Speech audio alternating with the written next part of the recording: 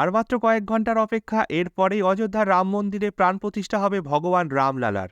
আর এই উপলক্ষে সারা দেশের মানুষের মধ্যে দেখা দিয়েছে সীমাহীন খুশি।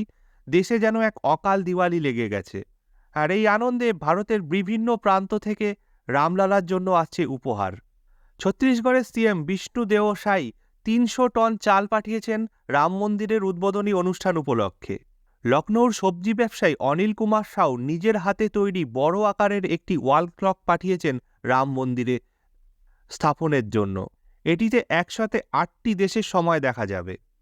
রামেশ্বরম থেকে আসছে ৬০০ কেজির এক বিশাল ঘণ্টা। এই ঘণ্টার আওয়াজ নাকি ১০ কিলোমিটার দূর পর্যন্ত শোনা যাবে।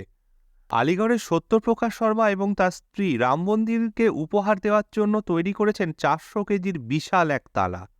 রাম মন্দিরের উদ্বোধন উপলক্ষে গুজরাট থেকে এসছে বিশাল এক ধূপকাঠি, ১০৮ ফুট দৈর্ঘ্যের। এটি একটানা ৪৫ দিন ধরে জ্বলবে এবং এর সুবাস নাকি ২০ কিলোমিটার দূরেও পাওয়া যাবে।